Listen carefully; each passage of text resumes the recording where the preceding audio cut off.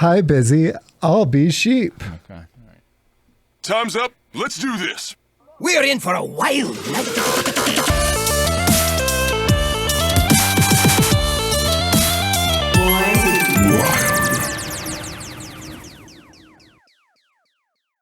Welcome, everyone, to episode 219 of Born to be Wild, a wild and wild adjacent Hearthstone podcast where we have fun hanging out with friends, talking about the wild format of Hearthstone, and spotlighting members of the wild community.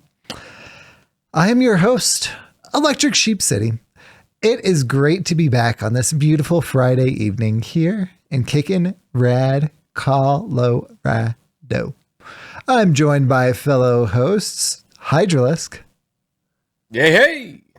And Schmoopydady.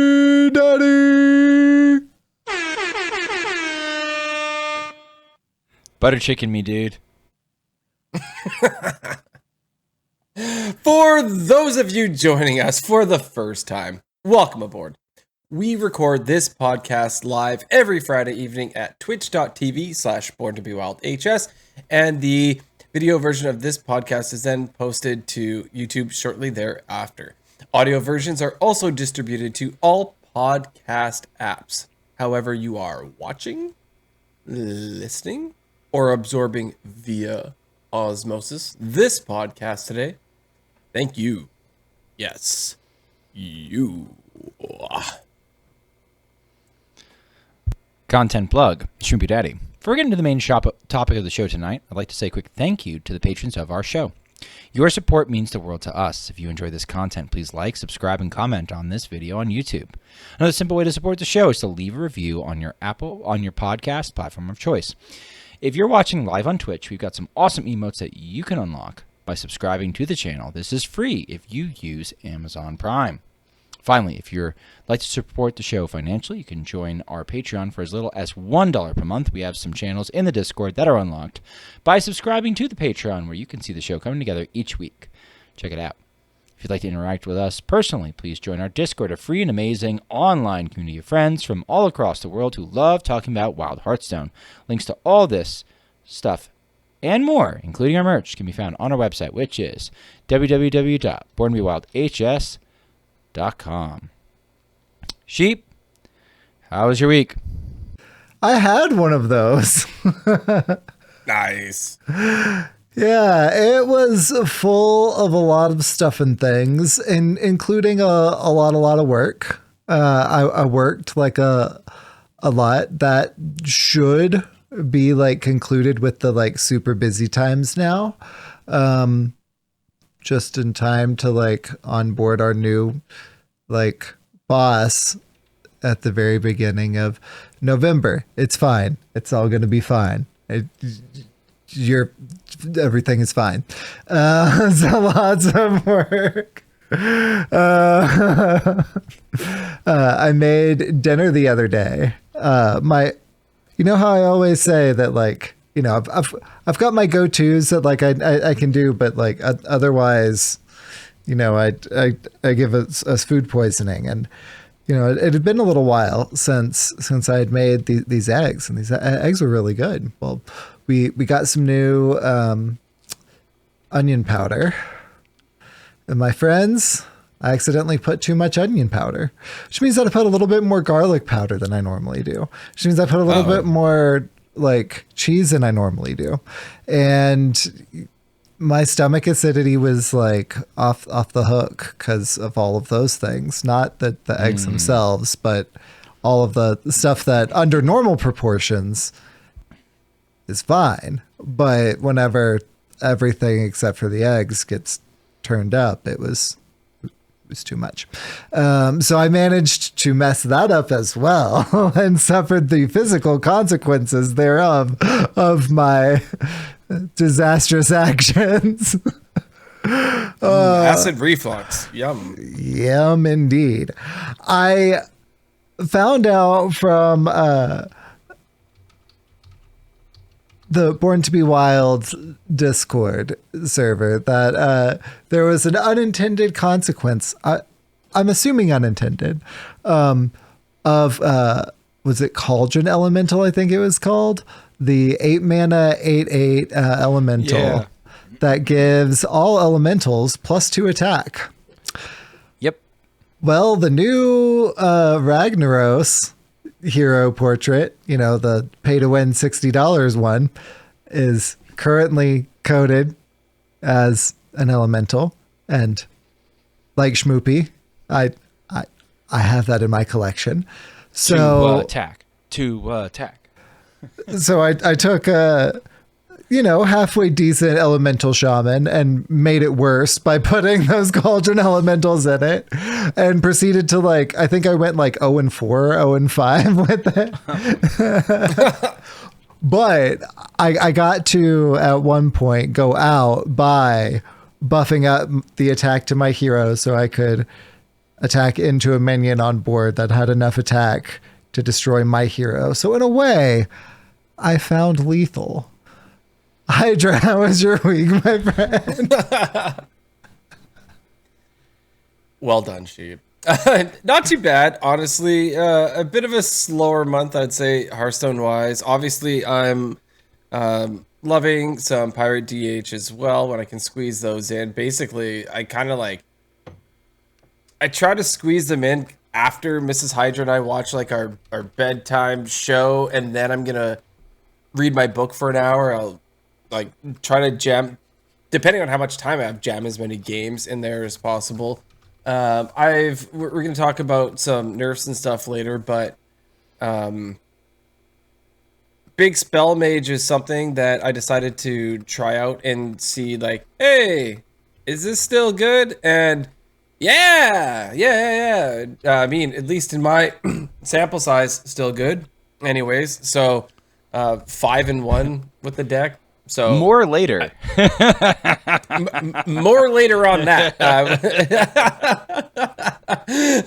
Anyway, so then I don't know what I was thinking, but I was on the weekend. I was thinking, I've got Grand Theft Auto 4 in my collection, and I've never played it. I bought it on a discount at some point in time on Steam, and I've played Grand Theft Auto 5 through so many times, and I played the older ones, and you know what?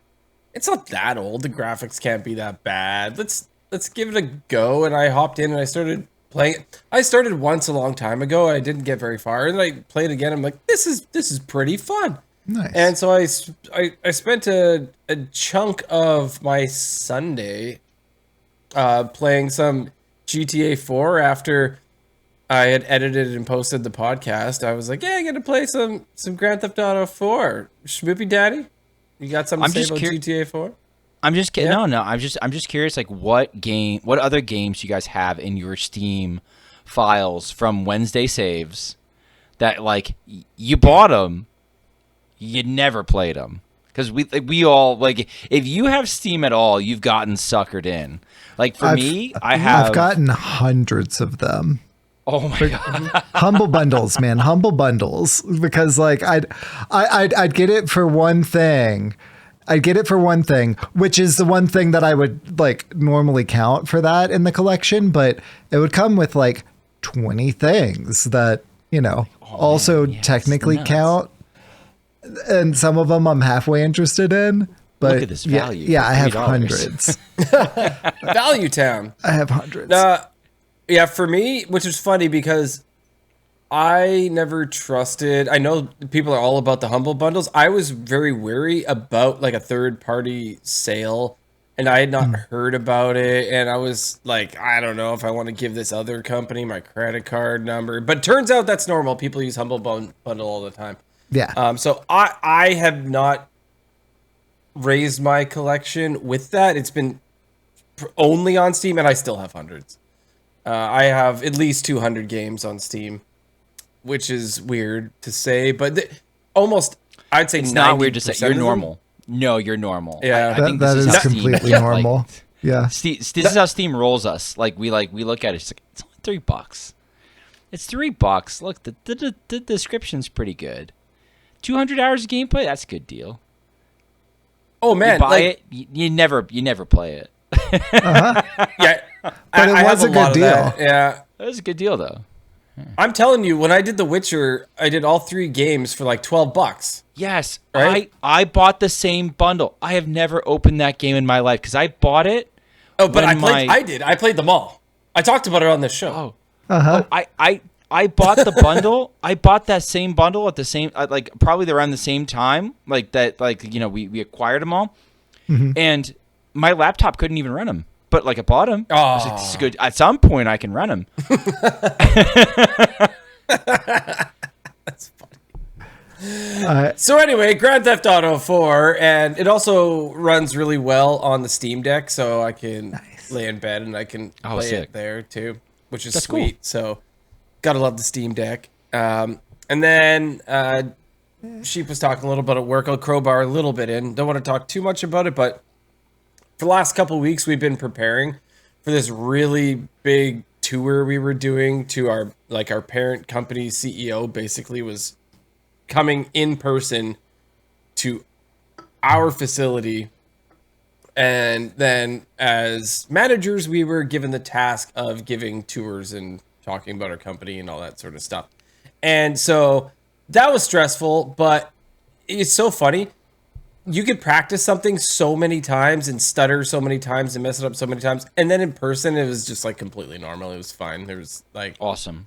Nice. Basically flawless. It went over really well. And the person, there was a couple people, but the main big guy, he was very personable and very nice. And everything was it was fantastic. So kind of all that worrying for nothing. I will tell you, our facility has never been cleaner. So, nice. And so now I'm making everybody, I'm like, so, 5S, right? The last S in 5S is to sustain. So that's kind of like a lean manufacturing thing. Okay. Right. But sustain. Real quick. What are the other 4 S's? Not going to be able to say them all. Who cares? Sort, it doesn't matter. Shine, something, sustain. Something, say them all, sustain.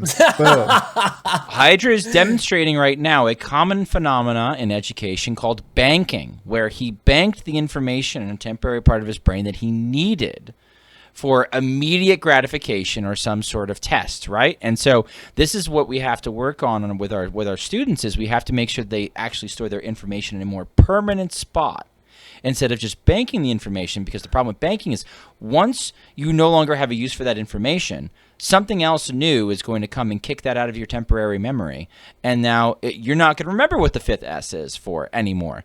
And unless you randomly remember it, which you don't actually have any control over that. But it is legitimately important that the 5th S is sustain, because that is how you ingrain the new habit. So that being the 5th S is in fact relevant. So that particular part was ingrained into long-term memory.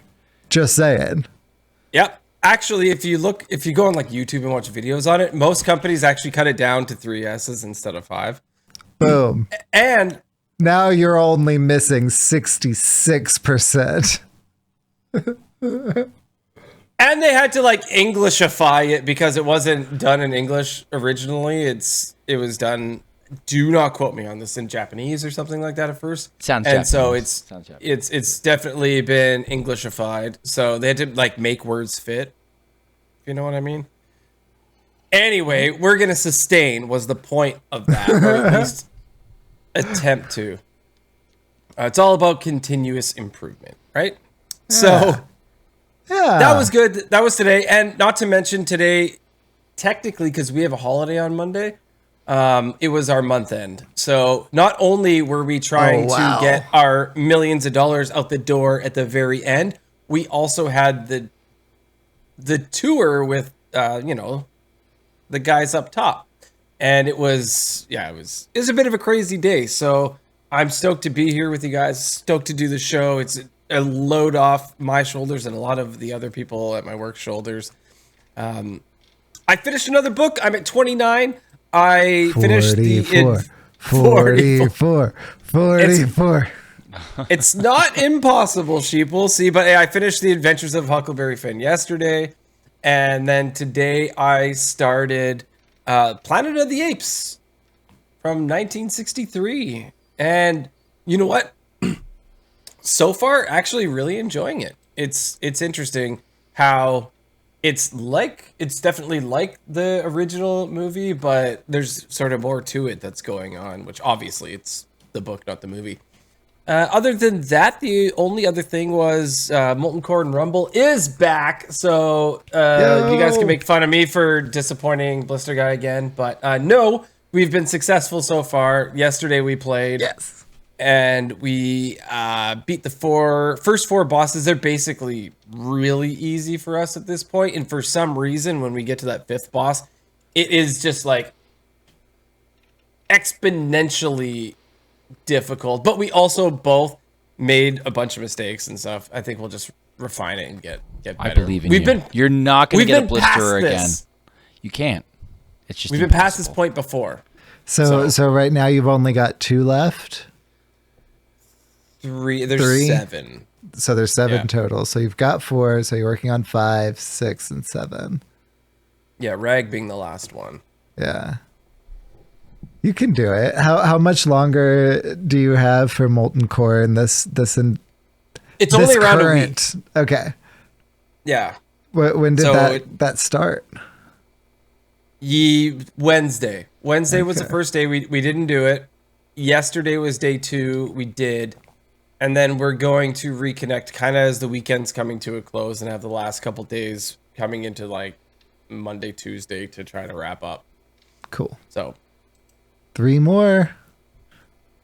Yeah, we'll get there. The problem is that there was all these sort of ways you could cheese the boss and stuff like that they've gotten out of it. So I know you said last time you had an idea of how to cheese it again, but I don't know if you got a chance to try it. No, they've done some patching and stuff, so unfortunately. Alas. But, enough about me. Schmoopydady, how was your week? It was good. From like my little Schmoopy report, we figured out. I think we have figured out Schmoopy's meds. We didn't really have to.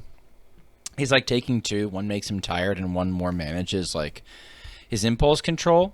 And the weaker one that makes him tired, we started giving him that on it during lunch, and it doesn't actually make him like tired. It's just sort of it simulates like physical activity, and so it helps him focus a little bit better, and so he's been doing a lot better at school. His teacher has been like, no, he's awesome, he's a rock star. Right now he's in like what we consider probably the most restrictive environment as far as education goes, again from like an impulse perspective.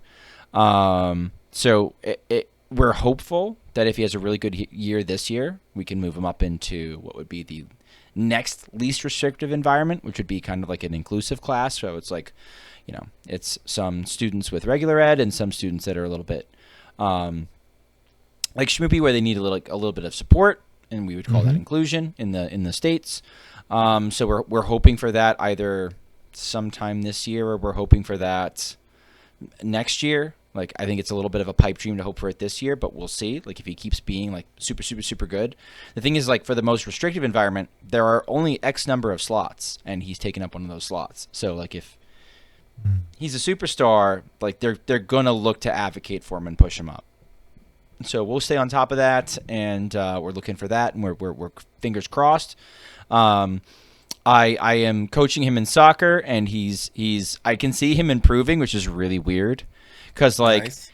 He was a pain in my butt. Like, I'd be like, all right, bud, do toe touches. And, like, the thing is, like, a lot of things in soccer did not come easily for me. I was, like, definitely somebody who improved in the sport, got good in the sport because I put in the hard work. So I remember putting in the hard work. I remember how hard things were for me.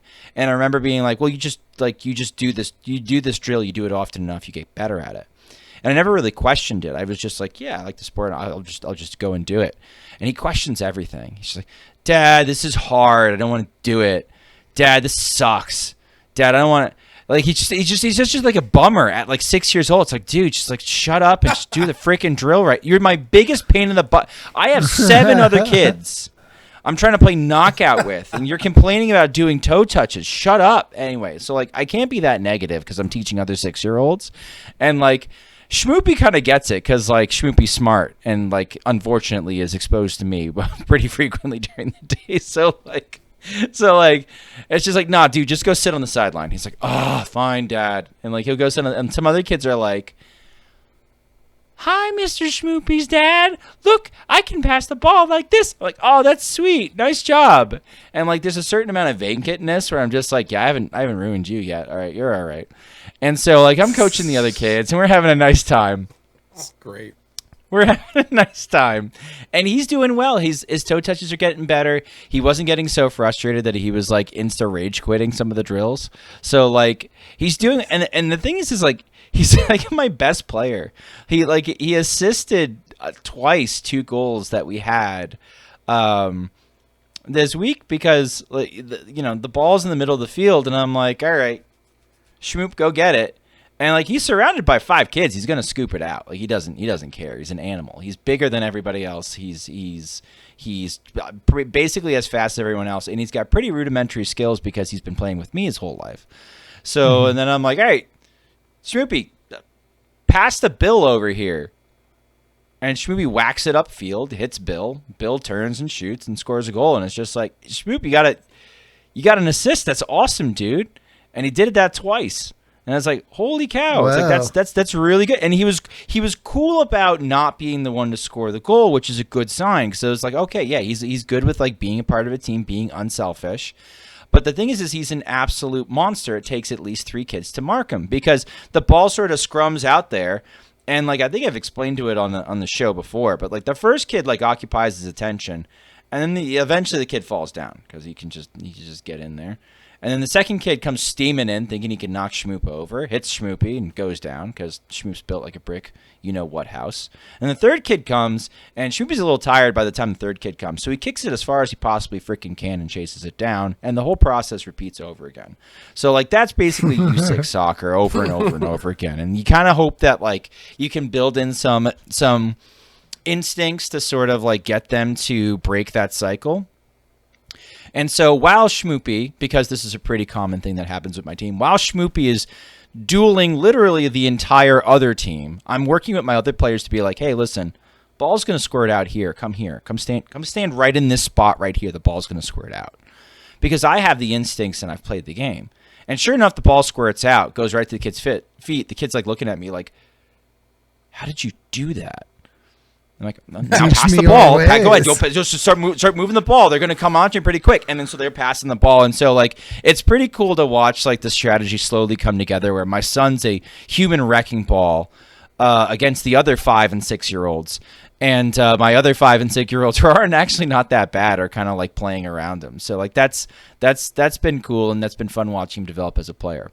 On Sunday, go ahead. Question. Is he no longer a goalie? I know that was the initial. This guy that we're working like I think he's crazy enough he'll eventually be a goalie. Because the thing about a goalie is they have to be very physical. Yeah. Corner kicks, crosses, they have to come out very strongly. And as a defender, if I have to make a choice between the goalie coming and cleaning me out, but it means he gets the ball, he gets the cross, and he catches it cleanly, I'm going to ask him to clean me out from behind. So just like, yeah, just come through, just run through my back, whatever you got to do, buddy. That's fine. That's just part and parcel with the game. In fact, if you're going to run through my back, I'm going to do my best that I'm going to box out somebody who's trying to hit you whilst you absolutely wreck me. So that's fine. That's just what happens in soccer. So like, I think eventually he's going to get there where he's going to want to do it. But like this coach wants them playing to their feet. And so my son is like he would be a god in the 90s because like he would just get the ball and kick it as far as he can and just like blow up a play and kick it as far as he can. Blow up a play, kick it as far as he can. Oh, he's a forward now. Well, you can't mark him one-on-one. So like, good luck defending him. But it's a different game. He's got to find feet. He's got to learn to pass. Yeah. He's got to be less of a Neanderthal than his old man. And so, and kind of go from there. But no, he's doing well. And it's fun kind of watching him progress. Nice. Sunday, I got invited to show up on a standard podcast, Bread and Butter. They lightly touch on Wild from time to time. And so they invited me on. And the host, Tito Santana, gave me many questions and said, and many things to think about, thinking I would give one sentence answered. The poor fool. The poor fool. So if you like a 2.5 hour episode of Bread and Butter, it's out there where we talk about basically getting into Wild and playing on a budget. It was very funny because it was 2 categories. It was like budget decks and then good decks. And it's like, no. You don't get the good decks are budget decks. Like if you consider a budget deck like 3K dust or less, like you can slap together Miracle Priest and just absolutely wreck your way to legend, and do it essentially playing 2 epics, not crafting a single legendary. So there's a lot of decent decks right now in the meta that are cheap, and there's a lot of variety in the meta, and we can touch on all of that later. But like that was really fun to basically be on Bread and Butter. Tito's fun, Dr. McButt's fun. He got me into you guys are laughing because I used doctor instead of doc. It's doctor. I don't care. I'm calling him a doctor. Listen. He went to school. He paid the bills. He's a doctor in my book. Okay. He got me his into username is literally Doc McButt. It's okay. not Well, he's a Dr. doctor. McButt. He's Doc a doctor McButt. for me. Listen. There's a chance that his first name is Doc and his last name is McButt, and I am misrepresenting his educational level. That being said, that's also let's not pretend his it is. educational level either, which is a-okay. I refuse to disrespect how much schooling this man has gone through. Anyway, it got me into My Hero Academia, which is kind of cool. So like I'm working through that now. I have a He's big good people. I was listless in my pre-bedtime anime watching. I like watched through all the Hellsing, and I'm like, okay, what do I do now? Do I catch up on One Piece? Oh, I want to watch Hellsing. Hellsing's good. Hellsing's good. Yeah. Do the original first, and then try Ultimate. Yeah, the original is what I wanted to watch. The original is good. I've been thinking about watching a short anime. You mentioned this One Piece. Is that a short anime? Is it like one season thing? Yeah, absolutely. One piece, season. If you've been keeping up on every episode they've released from now since 90? I think I there's a chance I wasn't born. I think. Okay, yeah, it's okay. 99. It's not that old. Okay, all right. I was wondering if I wasn't born before One Piece started coming out, because I was like, isn't it from the 80s? Nah, it's no shot.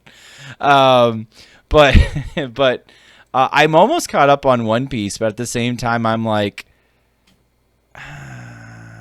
there's only 30 episodes in front of me. I'm like, I could run through that pretty quickly. Only 30? I thought you said it was a short series. Yeah, how only many 30. episodes Only total 30. are there? No comment. No, I think we're up to like 1,026, 27. Wow. No, more than that. No, probably around that. I'd have to check my Crunchyroll. Yeah, so One Piece did officially start in 1999, and there's 1.1k episodes. So. Yeah. So anyway, go. I showed up on a different one and a different podcast, and they talked about like, how does one wild? And I said, this is how one wilds. And then they asked me a bunch of questions about like how has tourism affected the wild meta and stuff like that. And it was a good episode. It was fun. Mm-hmm. On my own stuff, which is basically my life in Hearthstone. I've been doing a Tempo Storm meta roulette. We finally had the finals, and we finally had the winner. And if you like watching my updates on YouTube, spoiler alert, but Reno Paladin won. We did several rounds where we tried to see if Super Based Razzle Dazzle Shutterwalk Shaman could hang tight, and it just didn't. Along the way, because I was doing single elimination, there was high variance. I did a little bit of throwing. I did a little bit of bad matchups into certain good decks. But it is kind of cool and kind of telling that, like, a Shutterwalk variant that's not even Reno Shutterwalk Shaman and Reno Paladin got to the end of the competition. We can talk about that a little bit later when we talk about meta, but like this is a pretty decent spot to be in. What news happened this week? Welcome to the news. The news is so good. There was some news this week. It was pretty good news. Back to you. No, so first. Wow, the news. Well, first on the 24th of September, which of course was Tuesday. Today is the day. Again, Tuesday was the day. About 5 hours until it's the 25th in China and servers reopen. Don't know the exact time, and until our next in-game event. So, of course, the next in-game event started as well. We talked about that on last week's episode. We are getting the cosmetics that China is getting. Neat. I digress. China back. Hooray. What have you noticed so far has been the impact of the China server reopening? It's been less than a week, so it's definitely still early impressions. I have noticed almost no difference. Now it's worth pumping the brakes on this a little bit because Lovely the Duke did put out a tweet fairly recently that I read. He's one of these like top list aggregators that people watch. He's like a Glora Magic or like a Soda type player. He's like, guys, there's plenty of players, 35-minute queues. What's going on with the server? So I don't know if it's necessarily gone without a hitch. China side, I would have to probe the community a little bit to see if that is in fact the case. That being said, it's great people are getting their collections back. It's great that they're throwing so much free stuff at those guys to make them whole so that, you know, you don't have like botting like crazy to generate value. People aren't desperate. Like it's a good situation. I'm happy that our friends get their things back. I'm a little sad that our friends are possibly leaving us, but maybe not right now because, again, it sounds like the China server might be a little bruised. Maybe that's only at high MMR. I'm not sure, but I don't know. It's a major event in Hearthstone. I think eventually, like you are going to see a drain from the Western servers where these players are going to go back home and like you're going to look around and say, "Oh wow, this is how many people we actually have playing the game that live in the region," and it's going to be a little eye opening. Mm-hmm. It's probably a little too early to tell, like at least on our end of it, what sort of impact it's going to have. I think time will tell with this one, and we'll just keep an eye on it. Indeed. Well, then later in the week, yesterday, the 26th of September, Thursday, the patch notes for patch 30.4.3 came out.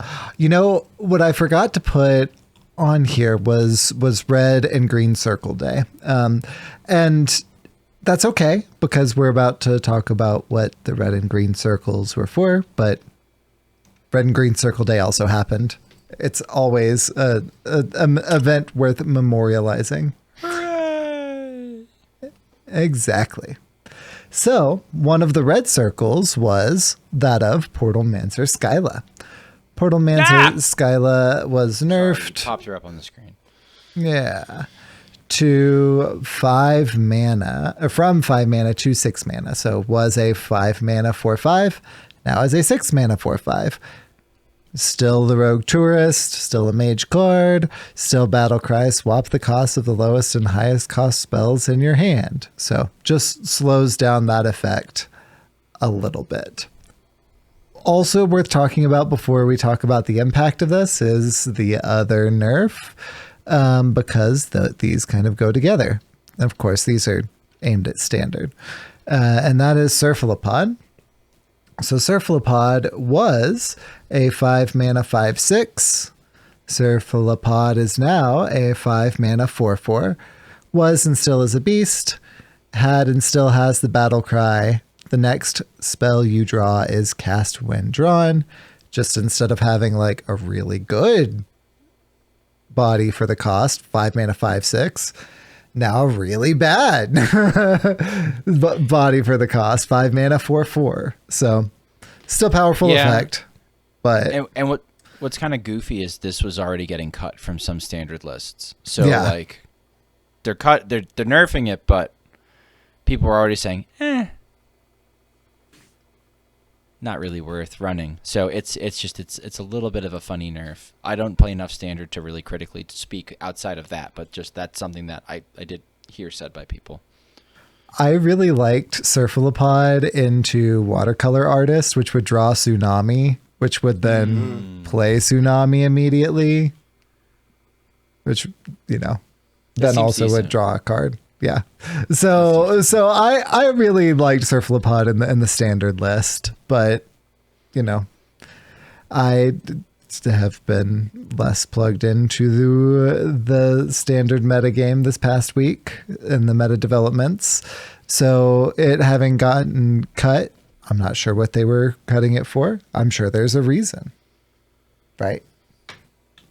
When I played this deck earlier today, I was still running it because I'm not, you know, down with every single standard change that's happening. I have no idea, right? So I was just running. Let's click the exact same deck I was playing before. And it was still fine. It wasn't obviously horrible. But let's remember that in standard only have 8 or 9X, something like that. The one where it runs out in diamond. Yeah. So 9X, I think. And so it was still fine, really. Obviously the body was a little worse, but whenever I was playing it, I wasn't super stoked on the body anyways. I was like, I can't wait till I draw Tsunami. Yep. Right. And then also with Skyla being nerfed, like, that's kind of fine. I would just try to get like do the whole King Tide on 4, and then on 5 you could play your spell for 5 mana or whatever, right? So there's your Tsunami or your Sunset Volley or whatever you're doing. So like, okay, Skyla can wait till the next turn. I'll just do King Tide into big spell then, and then Skyla afterwards. So and then you still got like the conniving con men that you're gonna be ripping and everything. It was just okay. I'm gonna do these in this order now. I saw a lot of wild versions of Big Spell Mage recently, and like doing those same tricks, slightly different lists, very clearly wild cards, but like I know it's bad because I've seen the stats on it. It's bad and wild, but I was getting rolled by it left and right because I was playing decks that couldn't quite, like I didn't quite have enough clears to handle it. I was just like, I've contributed to those stats. Yeah. It's bad. Yeah. It's fun though when you win. It's fun. So because both of these are nerfs, if you search your collection for refund, these will both come up. Quick reminder there. Always a thing. Cool. I had so many Cephalopods. It was great. Yeah. True. Well, one card had a green circle on Circle Day and thus was buffed, and that is Turbulus. So Turbulus was a 4 mana 3/4 and is now a 3 mana 3/3. So shaved off a mana, shaved off a health. Was and still is a shaman card, elemental, with the text Hunter Tourist, Battlecry. Give +1/+1 to all other Battlecry minions in your hand, deck, and battlefield. I played Turbulus in my elemental shaman deck because most of the elementals are battle cries that like either have an impact or have an impact if you played an elemental last turn. That was pretty decent. I didn't play any hunter cards in that deck, and no bird watching. I didn't. Okay. I probably could instead of like elemental reaction or something like that. Like there's there's one like card that I totally could, but I just didn't. didn't think about it because that's a hunter card. I just wasn't thinking about hunter. No, fair. But that's part of what's like so mind bending about tourism sometimes too. Is like this is a good enough effect. You can just play the card, and this was a little bit like, I know the wild circles were like, why are you buffing Turbulus? Like, this is literally the best. Some people were saying that this might be the best tourist in Wild because Reno Shaman has adopted Birdwatching and Sanctuary and looked really good with those cards. It's taken a little bit of like a half step up. It's like, it's probably like a tier 2, tier 3 type deck. It looks pretty good. And Turbulus is like contributing to that because like it's fun to tutor your Shutterwalk. Like with Birdwatching, like that's just a good card, and then your Shutter is a little bit buffed, and it's a little bit more of a threat. It's a little bit harder to remove, and so yeah, this like looked like a good card in Wild, and they're like, really that one? You're letting Gilly be where Gilly is, but you're not doing it. Sure, whatever. All right, that's fine. And so that was a little bit surprise to everybody. You want to make Keleseth 3 mana instead of 2 and have no contingency? Yeah, that's fine. Yeah. Oh, and you get to play cards that aren't in your class. Yeah. All right. I was like, it's a Snapdragon. It's a what is it? Yeah. A more limited Snapdragon, but it also affects your field in your hand. So like, okay, like, yeah, that's a pretty good effect.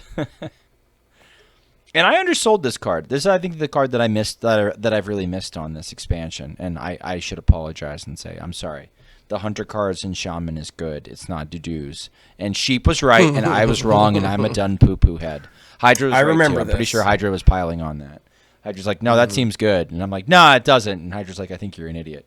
So I like that Schmoopy brings this up every time because honestly, I'd forgotten about it. Like I'd moved on, but now every time he brings it up, I'm like, yeah.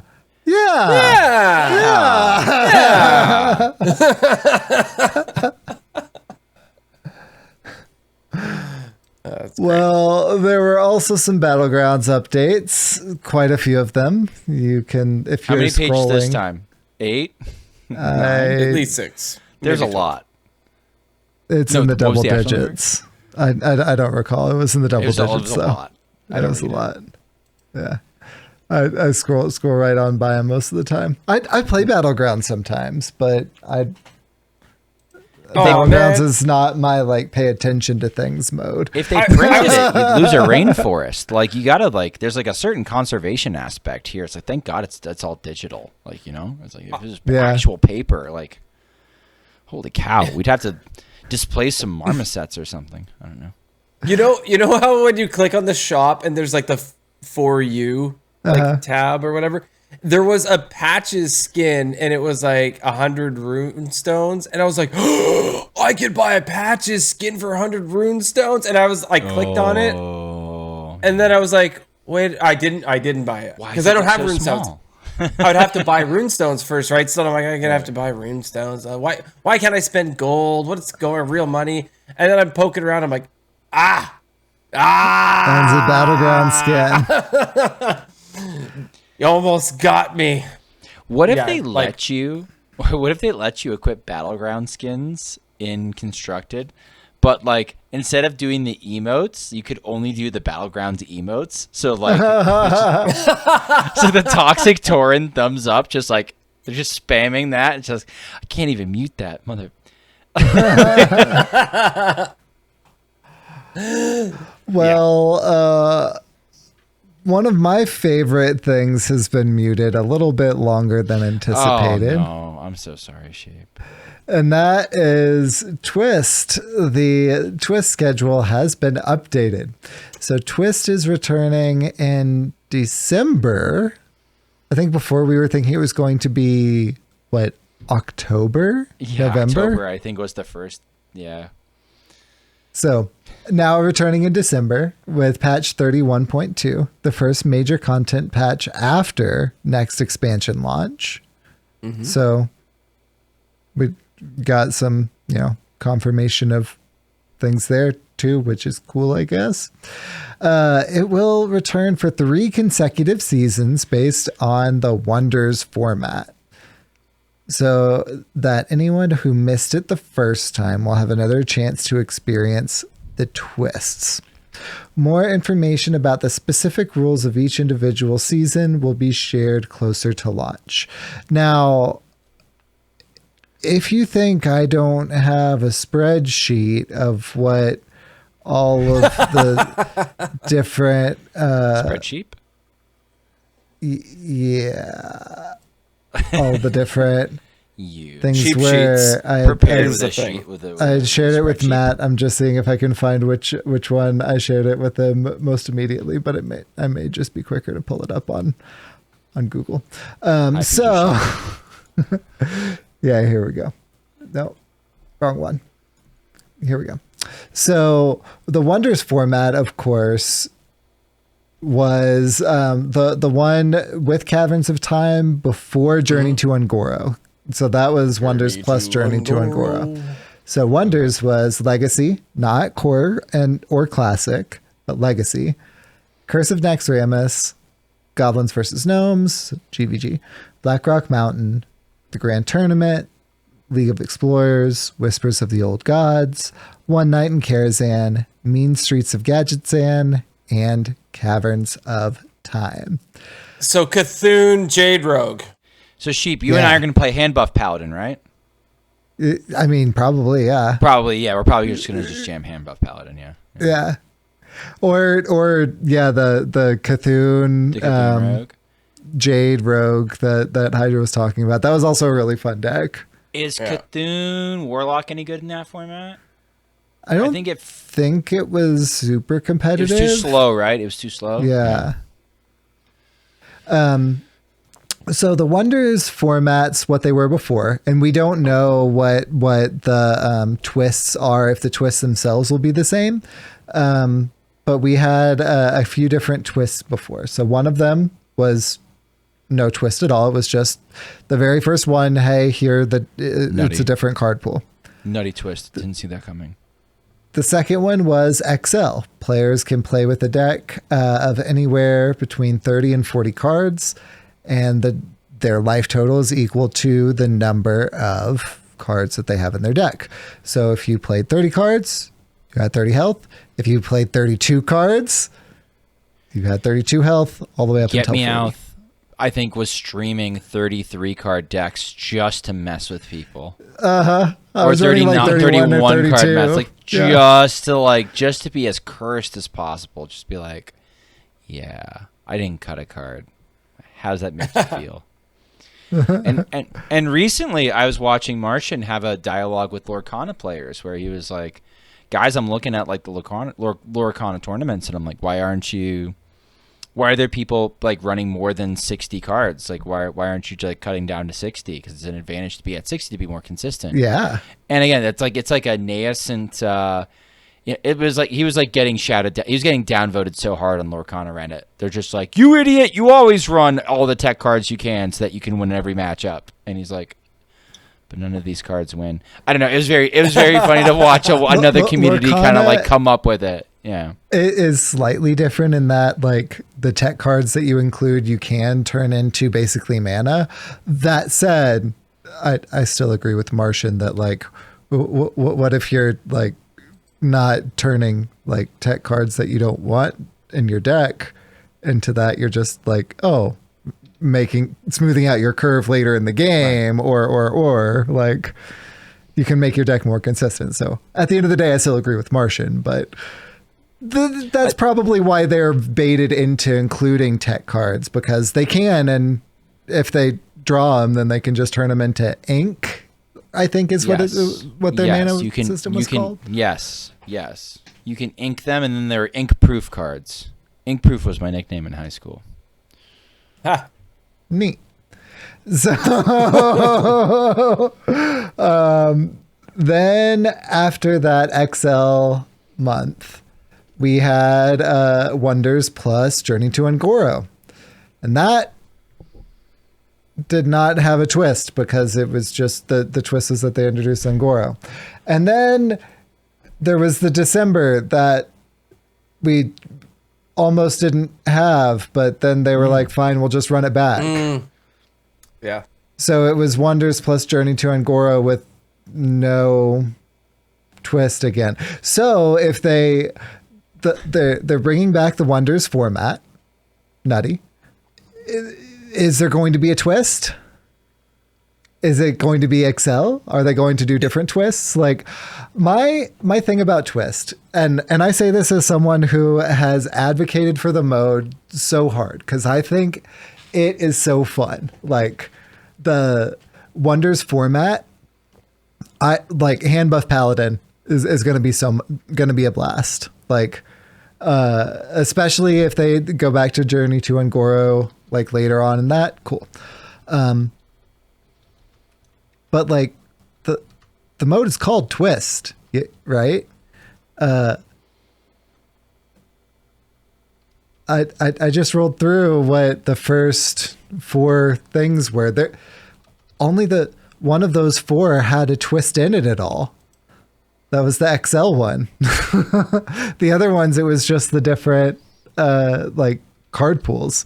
So even from the beginning of the official rollout, because that was official seasons 1 through 4, it's kind of been a mode that hasn't delivered on the promise that it's kind of made. And I hate to look back on it like from the very beginning and be so negative because like y'all remember me playing those. I was like super into it, had a blast. It's like, okay, so we're waiting. We think it's coming back in October. Nope, it's coming back in December. Now we know that the card pool is going to be the Wonders card pool. We don't know anything about the twists.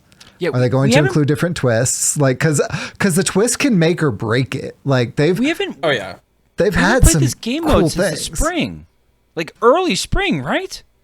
There was a July. There was June and July. Because June, I didn't play it, I don't think. June and July was the Whizbangs Heroes. Oh, okay. All right. Which I also was not a huge advocate for, but then was like, yeah, it's more fun than I thought. And then June was better than July. I feel like July was. I feel like July was a disaster. But I did not hit Legend and Twist in July. Do we know what our bonus stars are going to be based upon? Is they going to give us our latest wild, or are they going to date back to the last twist? To the last twist is what they've done in the previous breaks in between. And I mean, that's kind of the other thing, right? Like twist is a game mode. Like I'm not going to include the beta seasons. I'm not going to because those were beta seasons, but like, okay. So September was the first one, September of 2023. Then there was one in October, and there was one in November. There was one in December. There almost wasn't. There was not one in January. There was one in February. There was one in March. Not in April or May. Then there was again in June and July, but not in August, September. So that's, in the first year, it's about 50-50. October, November, and then we're finally getting it back in December. Like, it's gone for so much of the time. Yeah. It's what we're looking at. Like, they're gonna have a twist for 5 of the 12 months. Like, it's like, yikes, man. Yet we can still get a tavern brawl every week.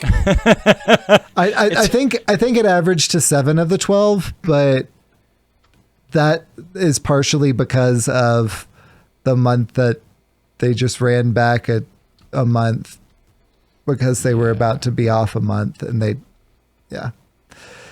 So I still really think that the mode is super fun. If they are committing to this, like it being down for as often as it is, then like I disagree, but like, okay. Communication about the mode has been terrible. And it's been down way more than I thought it would be. Like, I get it. Yeah. They needed to take a 1 month break every once in a while, but way more than I thought. And then I think they did say things like balancing around it has been a lot more harder than they thought it was going to be. They don't want to nerf cards. because of this mode when it's not a main mode, like they don't want to nerf around wild because of standard is the main mode, right? Like Right. twist is even lower down on the pecking list, right? Like if you're gonna start nerfing stuff there, and it's gonna affect everywhere else, so then like what's the point in prioritizing that mode? Sort of, I guess, what we were told, if I recall correctly. Essentially, yeah. Well, and so, okay. I really can't remember if it was supposed to come back in October or November and it got pushed back to December. Let's give it the benefit of the doubt and say it was anticipated November. I just can't remember. It gets pushed back another month. And we know that the card pool is going to be the Wonders card pool, which was the one that was Caverns of Time, which again, like announced with us, was super excited about. It was not a wild set. It was kind of like a bait and switch to the wild community, if I'm being completely honest. And I mean, I think since Twist is like, you know, at the time was my primary game mode, I was like, cool, like I'm still happy for the thing, but this was not a wild product, and it was very much sold to us as a wild product, and it was very much a Twist product, which was fine, but definitely felt a little bit like bait and switch there. And yeah, and that was something that I think came up on like Bread and Butter, where they were just like, "Oh, well, how was the wild format? How was the wild set? Was that cool?" And I was like, "Man, guys, I don't know how to break this to you." I was like, a lot of the changes were super impactful in Twist, like super impactful. But yeah, I'm like honestly, like what did Caverns of Time do for wild? Caverns of Time gave us S tier disco lock, Shadow Priest support.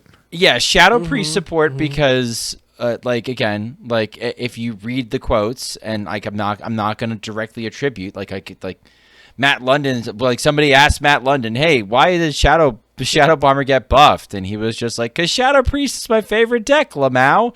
And like he could have been like kidding, but at the same time, it's like that's not what you say to a community that's just like, "No, seriously, why did you buff Shadow Bomber? Because now we're stuck with a 3/1, you jackass." Like again, like that's kind of what the community was feeling at the time, where there was like so many, or like Cabal Crystal Runner. Yeah, that was the other one that keeps on coming to my mind. Yeah, ooh, like it was a meta wild deck, but then like, was there any support for Secret Mage and Twist?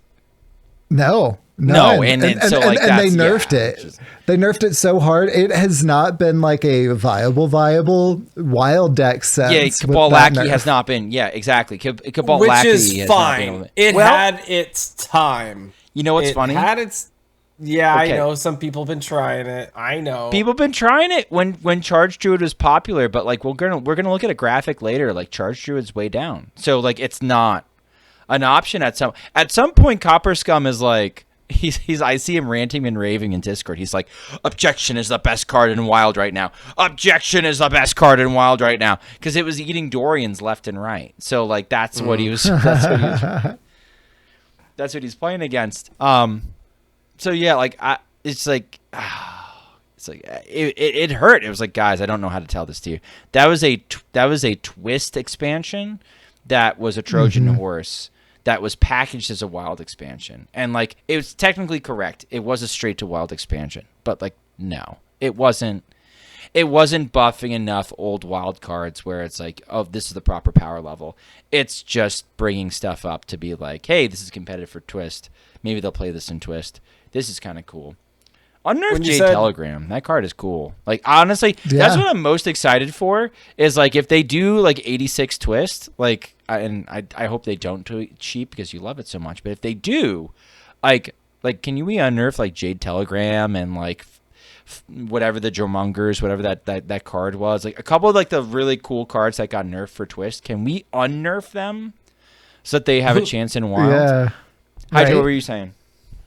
Oh, no, like advertised as a straight to wild expansion, it was basically as good as a straight to DVD movie.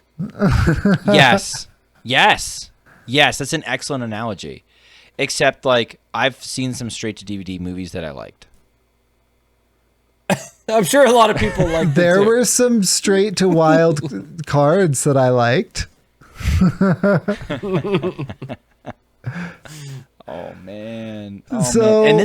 And Sheepy called it. This has been memed on so hard in the community right now. Just like as Yeah. a, like Reddit, Discord, every Discord I'm in that has like a twist thread is like Lamau and is saying something about this getting pushed off. And I just, if they were going to push it this deep, if they were going to make it this late, if they're somehow delaying it because they want China to experience the same twist, as if those players weren't already playing with us, I'd like to see them come out and say that a little bit more clearly than they have. That would make a little bit more sense and maybe give them a little more air in the community. Yes, Hydra.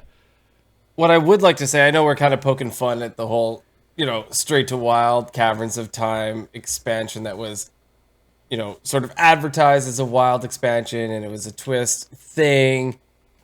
I still think it was super cool of them to do. Yeah. In all honesty, it was really cool. They hadn't done anything like this. It was brand new. They're experimenting. I encourage this.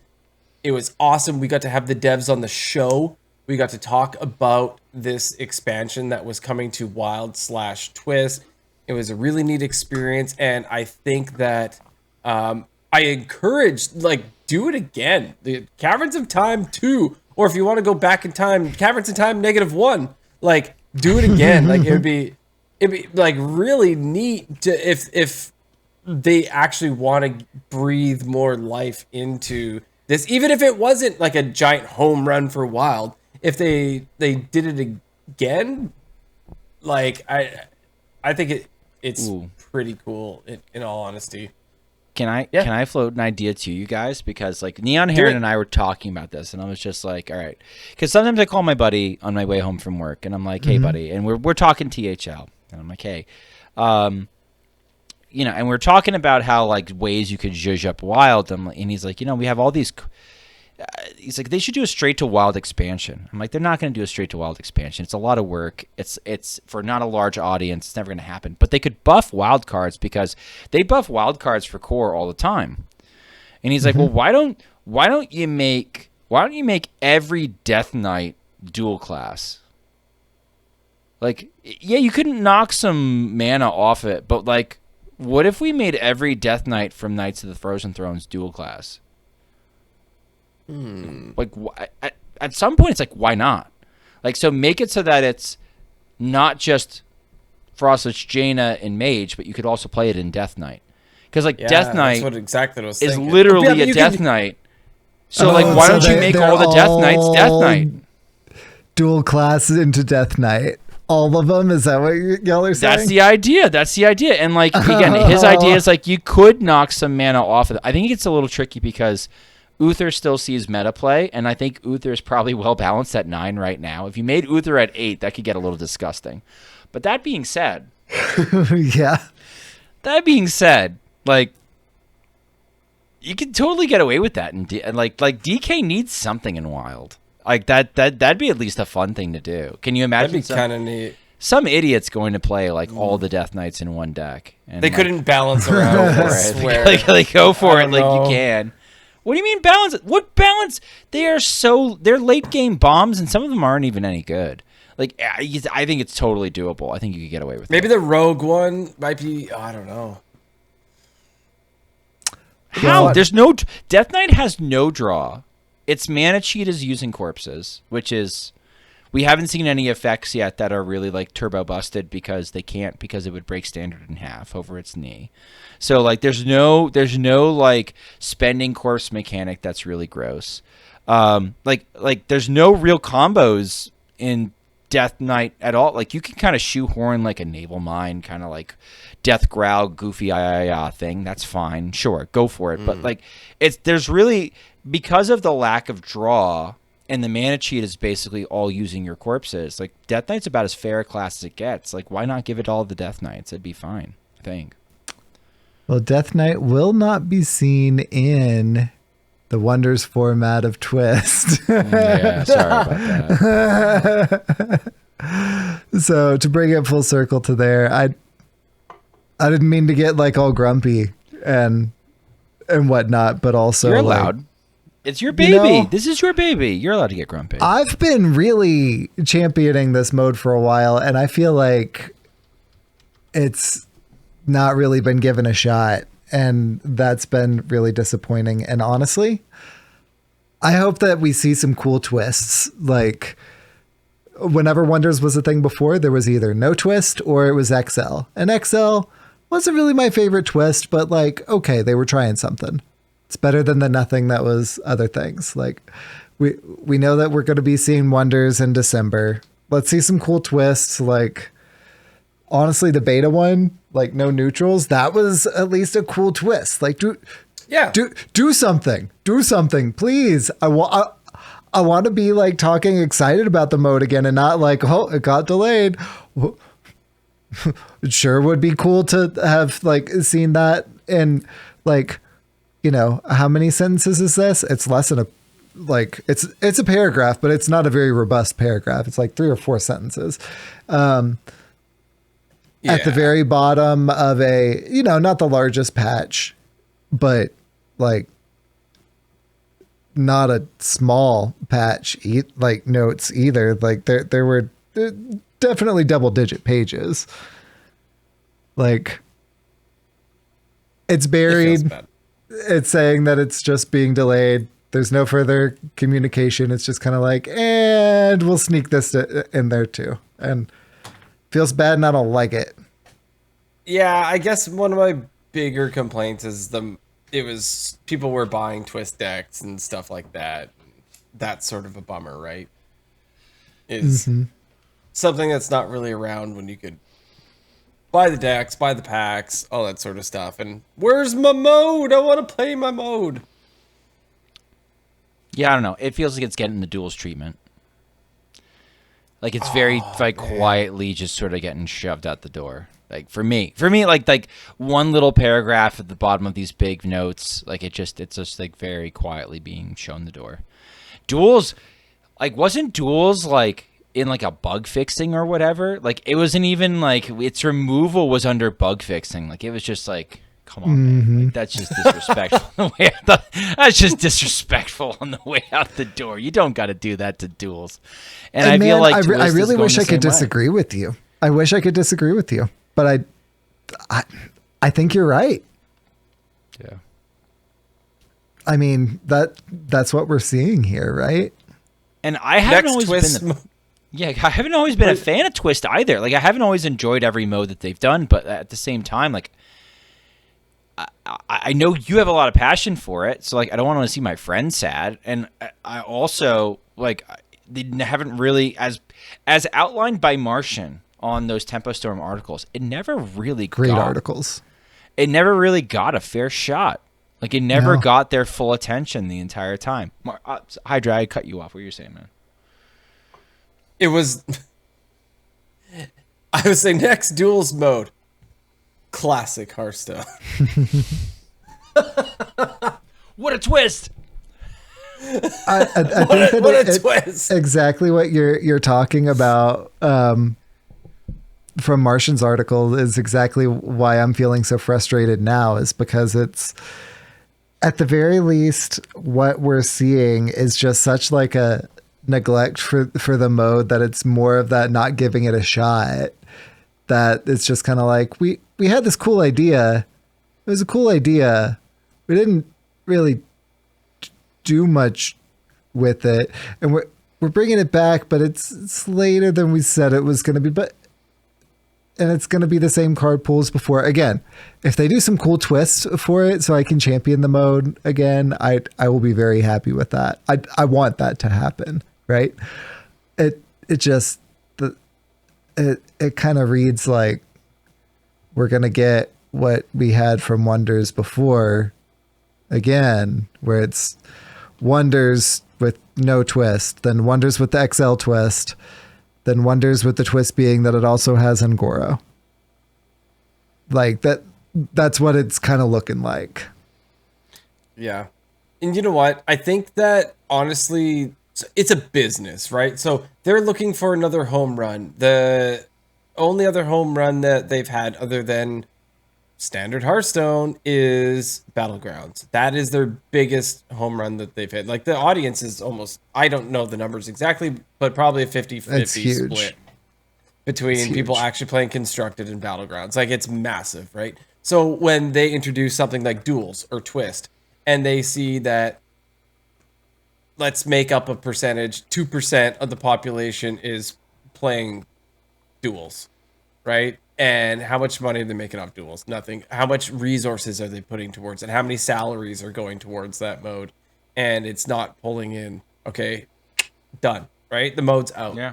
Same with something like Twist, right? So they experimented. They gave us these packs, the Caverns of Time. I don't know how much money people ended up spending on it, but the people at Blizzard know, and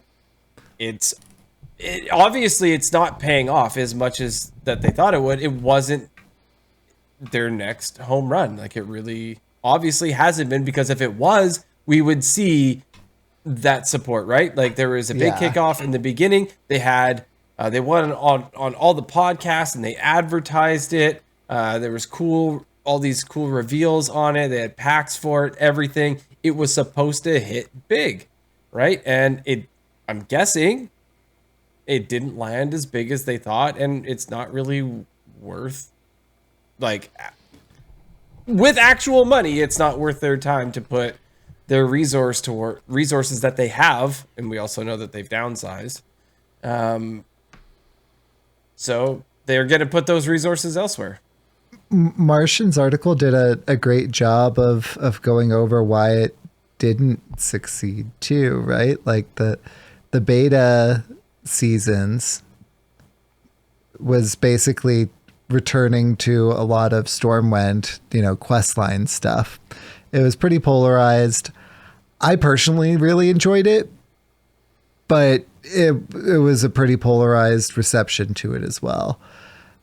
And then the first actual season is, great for us as wild players, but like if they're trying to make the mode accessible, it's Legacy, not Core Classic, Nax, GVG, like old stuff through Mean Streets of Gadgetzan, and the new stuff, Caverns of Time. So if they're trying to make something accessible, like they're, again, just kind of like another check mark in setting it up to fail. That's what we're going to be seeing this time, which again, I really liked that card pool. I really liked the gameplay then.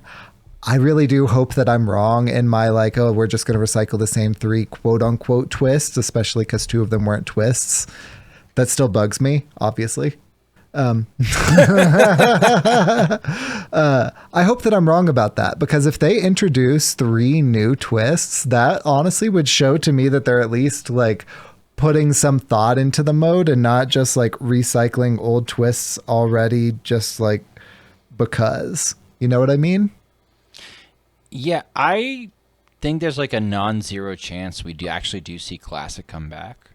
We've seen their bot protection and their bot detection. I was only kidding. I'm not kidding. You said that, and I'm not kidding. I think their bot protection, their bot detection is a lot more robust now. I think the China server going back online and people being less desperate to build up collections that they no longer have, there's going to be less of a demand for bot services. It would not shock me if you saw Classic come back. It really wouldn't. Because for that very reason, it's a third mode. It's a third ladder people can climb. It is about as low maintenance as you get. And they could sell you on no, we're going to get all the bots this time. And now people are still going to bot it. And it depends on whether or not they bought it so much that the community is hey, Blizzard, we're calling your bluff here. You suck at getting these bots. Or if they're going to actually catch them and dragnet them and do a good job. And I actually have a lot of faith in them doing that. I think when they've put their mind to it and said, hey, we're going to make this a priority, they've absolutely nuked the bot networks.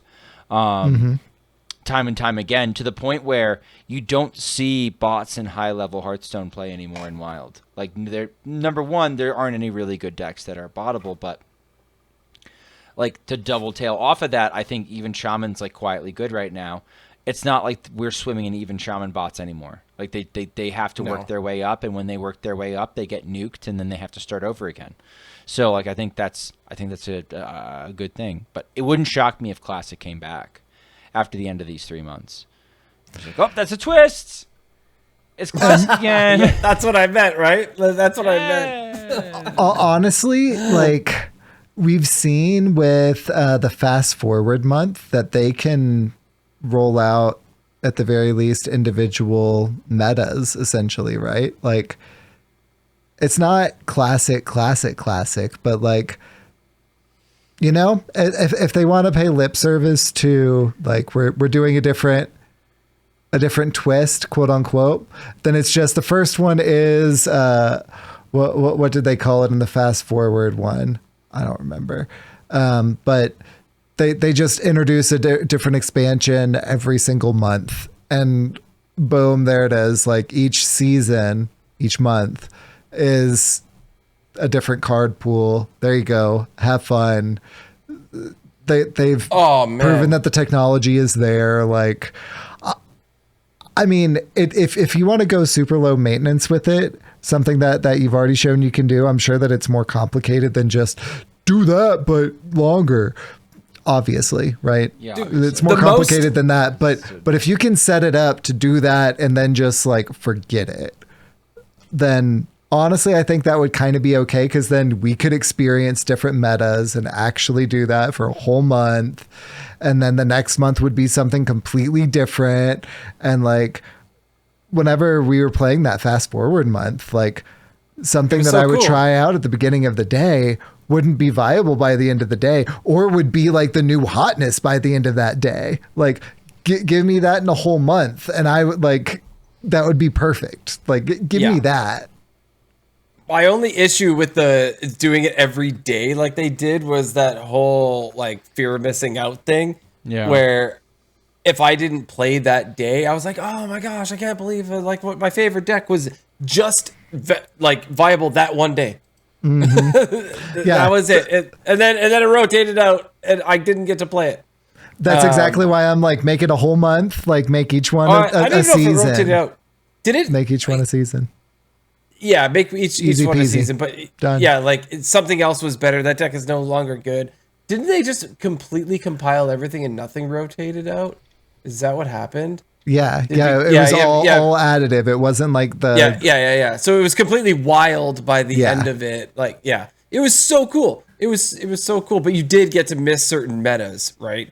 Though you could play something like there was when Secret Hunter was really good. Like that lasted for a long time. Like it was so cool.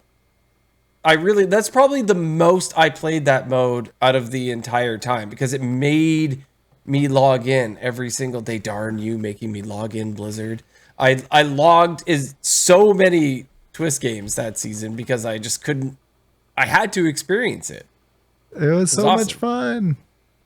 See, and that's an example of a good twist. Like fast forward, however much it was a little hectic at the pace, good twist. You know, like that was one of my peak engagements in the mode too, and that was after like I was waxing poetic about it earlier. So I mean, twist has a lot of potential. I'm afraid that it's just going to get shelved, that we're seeing, you know, the schedule update buried in the bottom of patch notes, and it's not very informative, and there's not a lot of communication, and it's being delayed.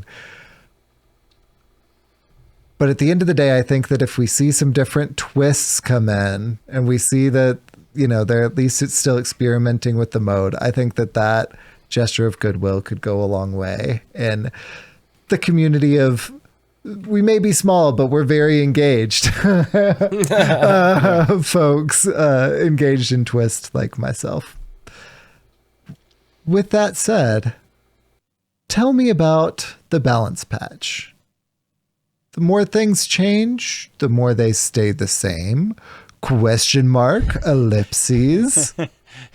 The weird thing about this balance patch is when you looked at it, it's trying to like seriously target big spell mage, and there's always debate in the community of like what is the role of nerfs? Is the role of nerfs vengeance or is it balance? And Vengeance. so like like some people like when they see something nerfed, they're like, no, I want it to die. I never want to see this deck ever again. And I'm seeing day one after the patch, like people are like, I played after the patch. First match, big spell mage. Second match, big spell mage. Third match, big spell mage. So if I'm looking at some Part of the donkey problem. stats on big spell mage post nerfs, I got these stats this morning. Like ignoring win rate because it's sorted by win rate. If we just go by popularity, Orb big spell mage, which apparently was a decent version of big spell mage, but did much better. With less of the normie version of Big Spell Mage, which I just assume is just a little bit like faster and easier to put your combo together. Orb Big Spell Mage is sitting at like a 55% win rate and a 6% play rate. Normal Big Spell Mage is looking at like a virtually 55% win rate. It's 54.6, but who's counting? And a 10% play rate. So 10.1, but who's counting? 10.1, but who's counting? So we're looking at essentially like post-nerf, quick snapshot of what the meta looks like. 16 to 16.5% of the meta in standard is still big spell mage. That doesn't feel great for standard players. I haven't played any standard post-mini set. Not a single damn game. So I don't... Post mini set as a whole? As a whole, none. Wow. None. I've been either playing Arena or I've been playing Wild. So Big Spell Mage has been so much fun in Standard. Oh, it's it's ridiculously You fun. guys are the problem. You guys are literally the problem. Yeah. You guys are literally the problem. This is the problem. They should have nerfed you guys, not Surflopod. But Surflopod was a card that looked like it was already on the way out of the list, and it was sort of a waste of a time to hit it. Is the issue that I've heard from people where they looked at it and they're like, is this really what we should be spending our resources on? And so, Standard's a mess. Yeah. And, like, Painlock's good again. Hooray. Maybe I'll play Painlock in Standard. Who knows? I was going to try Weapon Rogue, and then I didn't. So, I'll try Painlock. That could be good. But, like, something a little bit more Wild-centric is post-patch. Wild has been, since we nerfed Secret Passage and since we sort of deleted Rogue from the format, we have enjoyed one of the more balanced and skill testing formats that Wild has seen in recent eras. And Martian Boo kind of put it out perfectly in a tweet, right? I think the Wild meta is so much better than it usually is right now, and any change to it will probably make it worse. I think we should all just enjoy it for what it is till the next expansion, and until the next expansion inevitably breaks something again. So, like, you know, Marshy's kind of tapping into my, like, my hidden fear of new cards, where like new cards bad, new cards brings pain, new cards what fresh hell awaits. That's always been my go-to looking at new cards as they come. But this list is kind of nutty. We're sorting by win rate, and then I'll tell you the play rate. The top deck is Questline Mage at 60.2%. With a 5.3%. Yeah, Questline Mage. Questline Mage. Really good into aggro. Very, very, very affordable. Very cheap. And that's like Questline Spell Mage. That's going to be Questline Spell Mage. So like you're talking about like no minions. The only minion that you're really like generating are either the little elemental off a Flame Geyser, or you're getting it. You're getting the quest reward. which is why when my Questline Mage was eliminated in my Tempo Storm roulette, because Questline Mage is listed, I believe, as a tier 3 deck, but it might be a tier 2 deck. I don't know. It's in that kind of territory. I played a mirror, and they were running objection. So like I had no future. I had no future sheep. That I died. I died. Next up is Pirate Demon Hunter. I just want to say something about Questline Mage. When Questline Mage was in Standard, I flippin' loved this deck. Yeah. Same. I had so much fun with it. When it rotated, the hope was all lost. I tried it. I actually still played it a little bit when it rotated into Wild. It just could not compete in the meta whatsoever, but I still played it like just for fun to complete quests and stuff like that. I actually never thought that I would see the day that it would be on a tier list, let alone up at the top. And the thing is I think this was sorting on Donkey Diamond through Legend. So you got to think Diamond through Legend this time of the month is going to be a little bit more aggro heavy. People are a little bit more desperate to get games in quickly. They're trying to hit Legend quickly. So they're going to be playing some faster stuff. Pirate Demon Hunter is a good matchup for Questline Mage. Shadow Priest is a good matchup for Questline Mage. Those are the top two matchups. And Pirate Demon Hunter, 56.9% win rate, 12% play rate. So essentially, if you're playing 10 games in Wild between Diamond and Legend, you're playing at least one Pirate Demon Hunter. That's food for Questline Mage. On average, yeah. On average. Shadow Priest, 56% win rate, 7.4% play rate. Shadow Priest is another good matchup for Questline Mage. So you're talking about, if you put the two together, on average, 20% of your games are a good matchup. Combo Just Priest, between those two. Just between those two. Combo Priest is way more popular than I actually expected at Diamond through Legend. Ooh. That's at 11.9% at a 55.33% win rate, which is very, very, very good, very competitive. Hostage Mage, no one's playing Hostage Mage. It's 55% win rate, but it's only a 3% play rate, 2.9% if we're being pedantic. Seed Lock, all the Seed Locks. Oh man, I hit Legend. I play all the Seed Locks. 54.3% win rate, 4% play rate.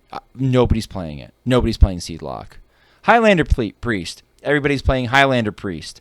11.7% play rate. 53.4% win rate. So it looks like a decent win rate, but it's a popular deck.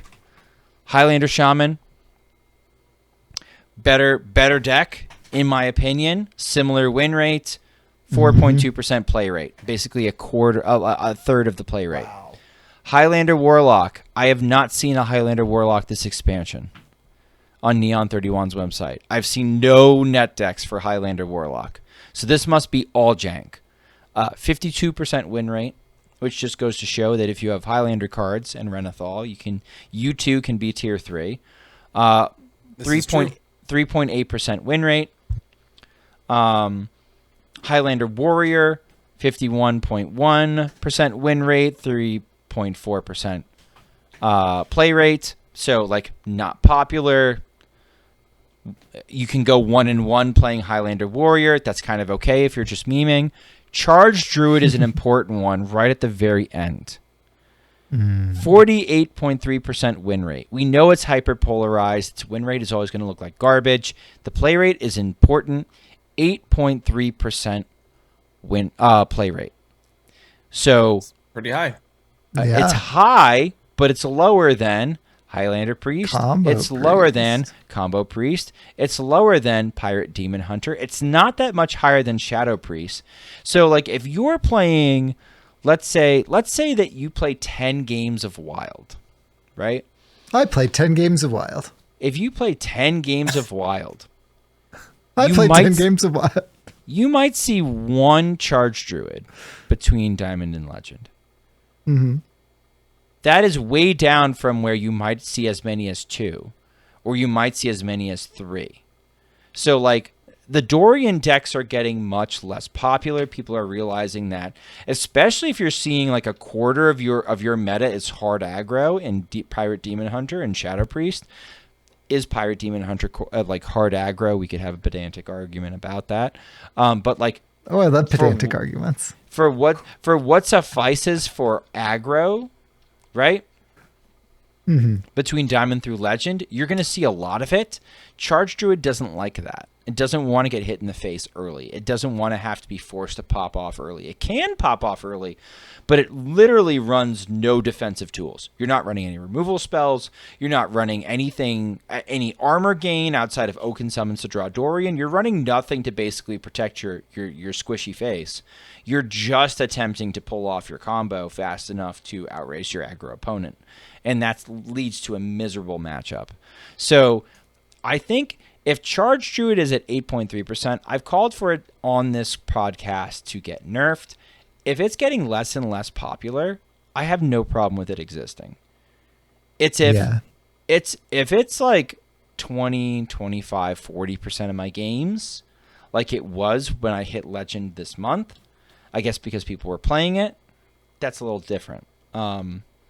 Right now, I'm kind of lockstep in Martian. I think Hostage Mage being tier 1 on the Tempo Storm report is a travesty, and that Ice Block should have been addressed before Sorcerer's Apprentice, but like whatever, it wasn't, and no one's playing it if it's the play rate is only like 3%. So what it is, meta seems okay. Meta is diverse. Meta's kind of fun. Play some Wild. Guys, what do you think? I think it's funny that, so your perspective, right, and rightfully so, is that 8.3% is a massive drop, right? Massive drop. Yeah. Because it's all relative. However,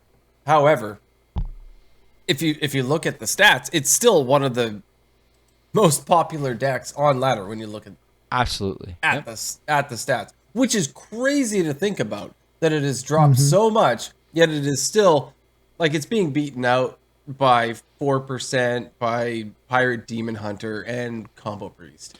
Highlander Priest. And you know what? Like then, it wouldn't shock me. It wouldn't shock me if Pirate Rogue was like if Donkey's not getting picked up by like casual Pirate Rogue players, because I forget where Donkey samples from. I think it samples from Firestone, but I'm not sure.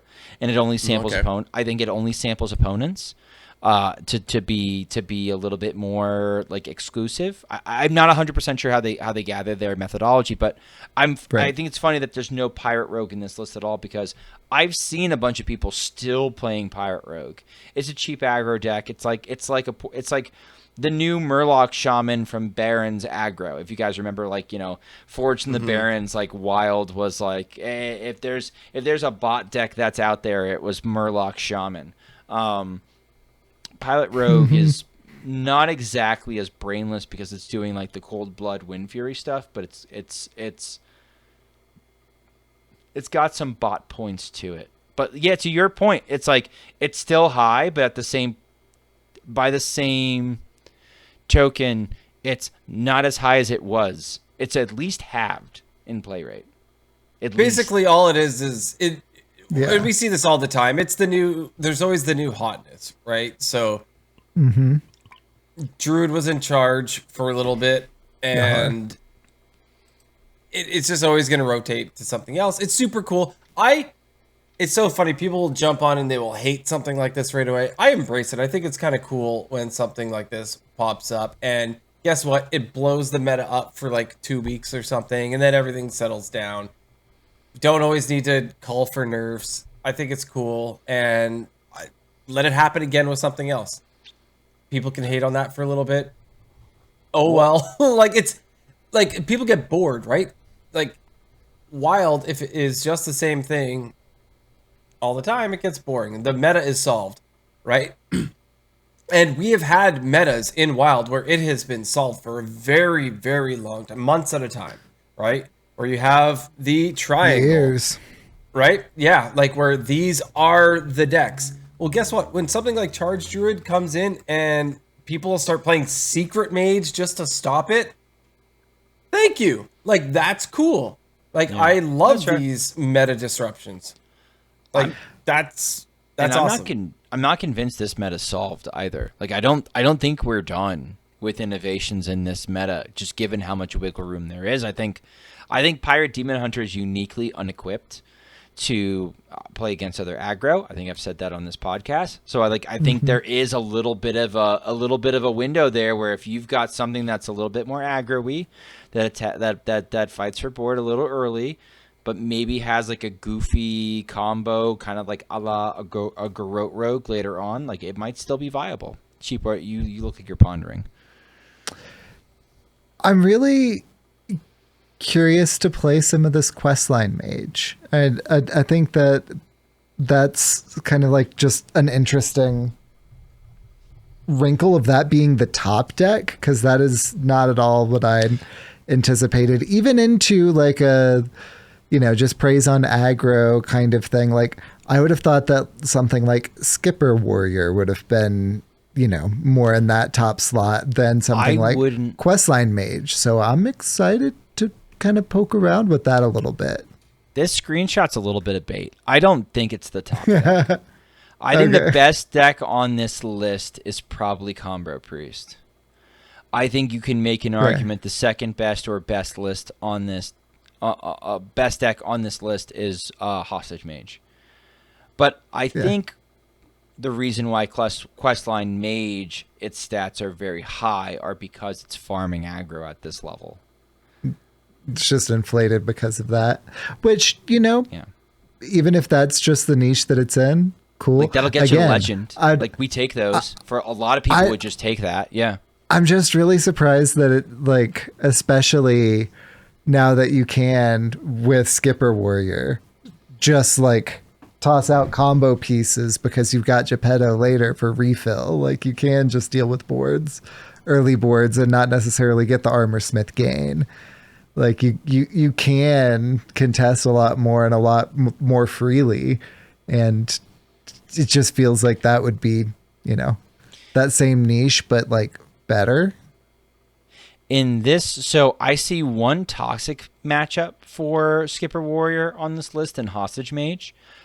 Skipper Warrior does not want Solid Alibi. It doesn't want blocks. I have beaten a couple Hostage Mages on stream, especially on like my second 12-win run that I streamed. I got one. It's really hard. It's really, really, really hard. It's hard enough that I actually made a video like playing against one, like talking through the matchup as it was happening, essentially doomering about how much I was going to lose the entire time until I actually won. So like it's really hard to do. Pirate Demon Hunter for an aggro deck provides a very unique challenge where it's never really quite out of it with Field of Strife, with Treasure Distributor in the location, treasure like the location and the cannon. You get the idea. Like it turns little pyroblasts on. Slow matchups are slow matchups. They're annoying. Highlander Priest, Highlander Shaman, Highlander Warlock, Highlander Warrior. You're kind of going to have to like navigate that as best as you can. As an Odin Warrior, that like not to get your Odin ratted. Charge Druid is an automatic loss. As Skipper Warrior, pretty much. Seedlock is bad. So I think the spread is a little bit worse for it than it looks. Whereas Questline Mage can beat the aggro decks.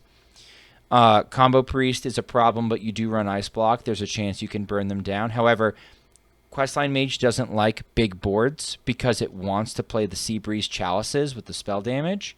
And if the damage is just sort of spraying about everywhere and you have big bodies on board, the Chalice just gets soaked up by the bodies. Yeah, the list that I'm seeing on Donkey site runs one Flame Ward, so only a one of, but does run other things that can kind of deal with those wider boards, like Heat Wave, deal 2 damage to an enemy minion and its neighbors. You're basically timing your Heat Wave. You're basically timing your Heat Wave and your is it Malfunction or something? You're timing your Heat Wave and your Malfunction. The Malfunction. 2-mana arcane spell. The 2-mana one. Yeah. Yeah, you're trying to time that with like, okay, we're going to clear board and then we're going to just sort of serve drinks to the opponent. So like it doesn't like the wide boards, so the combo priest is tough. It can burn down seed lock. Hostage mage seems miserable, but hostage mage is miserable for everybody. Highlander priest, you can burn them down. Shaman, you can burn them down, but they run some disruption. Warlock, I imagine you can burn them down, but they could do some weird disruption. Highlander, like if they draw their disruption tools on curve, it's going to be hard to do. Like if the Highlander warrior is playing Skulking Geist, what are you going to do? Charge Druid is a poquito miserable. You are probably running Ice Block. There's a chance you can beat the Charge Druid, but you don't like big bodies on board. It's a little tougher. Right. But you can also sort of be aggressive with the list, and you can kind of get there with burn. So it's like 6 on one, half dozen on the other. I think Questline Mage is better positioned into this list, long story short, than Skipper Warrior for those reasons. I think Skipper Warrior does have some toxic matchups in here, whereas Questline's just like, you're not happy, but you can kind of get there sometimes. Yeah, it's just a really unexpected deck to, even in this particular mesh, like see bait given the current circumstances. It's an interesting deck to see at that position. And it looks like standard spell mage. Like it looks like standard spell mage with a legendary kind of chucked in. So like I peddled it last week on Bread and Butter. I was like, guys, like this is a deck you could kind of look at where if you like spell mage, like just make a couple of wild substitutions. You're playing functionally the same deck with a better payoff, and like you can hit legend, and it's giga cheap. I say giga cheap, and like you might not have the quest line. You have to craft the quest line. Okay. I still would think that's pretty cheap. Like all the other important cards you probably already have for standard. So, I mean, give it a spin. Ice Block.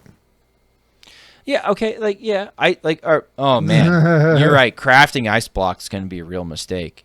You're never going to use it. Ever. Never. And if they ever finally nerf it, multiple times a game, they ever nerf it, you'll you get just it right back. To hell with it. Just go with it. I don't think they're ever going to nerf it at this point. I think they will. I think they will. I think it's on the radar. they've been nerfing around it for years. I don't know. It's kind of crazy. I think like they don't want to because it's one of the. You ever heard of Freeze Mage? Like this thing has been around since the beginning of Hearthstone and is part of their identity. Right? Who is still playing Freeze Mage? Freeze Mage already doesn't. Classic. Freeze Mage already doesn't work because if you if you Hearthstone brew into Freeze Mage, your Sork is nerfed. Mm-hmm. It doesn't work anymore. It doesn't work anymore. So like if we want to pour one out for Freeze Mage, we can pour one out for Freeze Mage. The first original toxic deck to play in Hearthstone. Great job, guys. He says I played it in Classic. It was so much fun. I was gonna say he says so close to 5K wins in Mage. I'm never leaning on block ever. I don't know what you're talking about. No, they will address. I think they will address Ice Block. I think they're going to have to be bullied into. I hope you're right, but I don't think you're right. 10 more years. 10 more years of Ice Block. Oh my God. Can you imagine? I think they're going to be pushed I into a change. I can imagine. I think that's going to happen. I think we're having 10 more years of Ice Block, my dude. I think it's easier to copy and paste the once per game function onto Ice Block than it is to let it go for 10 more years and hear about Zeddy complain about it.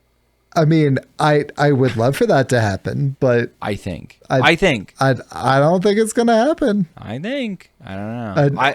We can make a bet. Maybe this time. Do you want to make a bet? I was going to say this time maybe Schmoopydady can say I told so to us on this one. Yeah.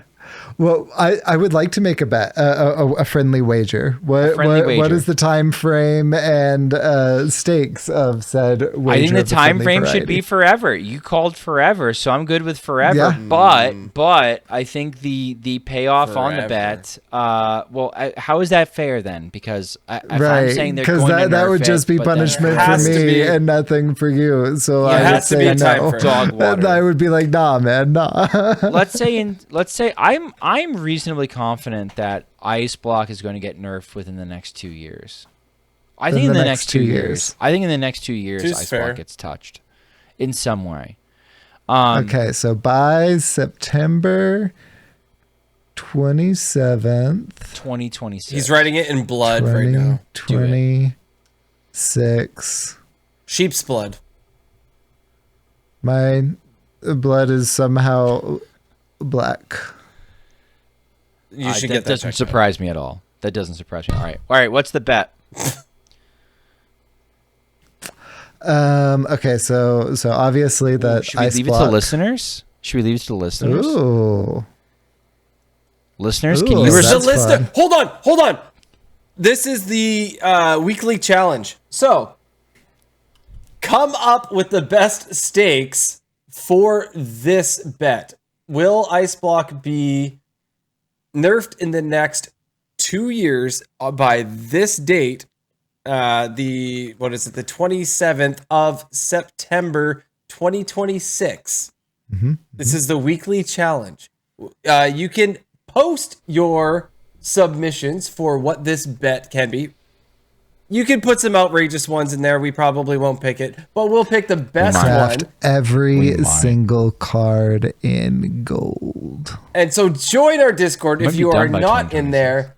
Head over to the Born to Be Wild community section under weekly challenge and submit your suggestions, your entries there.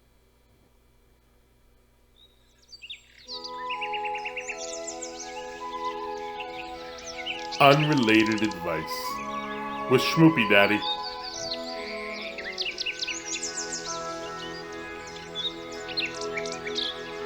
Schmoopydady. Hydralisk. So, in the pre-show, I had mentioned that I was getting some food delivered, and that food was going to be butter chicken. Not a real food. And when Continue. when I said those two words, butter chicken, you poked a little fun at my wonderful country of Canada, as a lot of people do, and said, "What kind of crazy Canadian food are you pushing on us this time?" So I hit pause, time out on this conversation, and said, "We're gonna revisit this at the end of the show." So, Schmoopydady, please explain to me how one goes about making butter chicken. Well, I'm assuming what you would do is you start by preheating a pan to about 600 degrees. Lightly add some salt. What variety of temperature are we using? The 600 degrees, is that Kelvin? I know you're a big fan of God, Kelvin. no. God, no, not Kelvin. No, we're going to use Fahrenheit on this one. 600 degrees Fahrenheit because my wife does all the cooking in my house. So YOLO swag. So let's heat that sucker to 600 degrees. And then we're going to plop on some nice rare chicken breasts as they should be. All right. And then we're gonna wait until they sizzle pop a little bit, and then we're gonna flip them, okay? And then we're gonna start adding the butter. We're not adding the butter beforehand because that's too easy. Any stickage to the pan is sheerly a skill issue. So we're going to begin bathing our chickens in butter. Now, in order to have the proper butter for this butter chicken, we're going to need to make sure that we have made the butter ourselves, which I don't 100% know how to do off the top of my head. So I'd say just put milk in a bucket and start stirring, idiot. And until you get there, keep going. Keep going. You can add, I know there's salt involved, so That should be fine. I mean, like this can't be that hard anyway. Whatever you get in the bucket, don't dump it on the chicken. It'll be fine. It'll be cooked. How long are you like just like stirring on this like milk in a bucket? Dude, like, it's such a ridiculous With some question. salt, maybe, I guess. I don't know. Such a ridiculous question. What do you mean? Like, as long as it takes. As long as it Until it takes. thickens is what you're How saying. long when does it looks typically good, take? How long does it typically take? I've never in my life have I stirred milk in a bucket. Like, you have to just do this by feel, man. You get one shot. Mom's spaghetti. Are you serious about this? It's based on viscosity, right? So, anyways, you've gotten to the point where you're gonna start seeing some clotting at some point, bro. Okay. So you've poured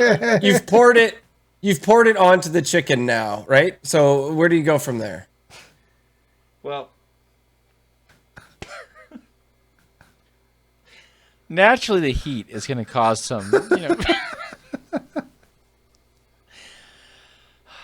naturally, the heat's going to cause some vaporization. So, we're gonna reduce from there, right? Reduce it down until it looks a little bit.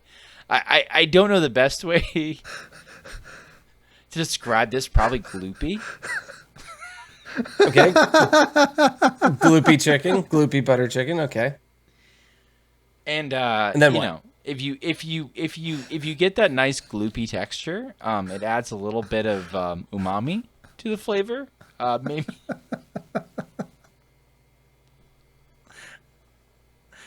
Maybe. And yeah, that should be good to serve to you, your Wiser family, your loved words ones, anyone. Have never been spoken, and you heard that on Born to be wild.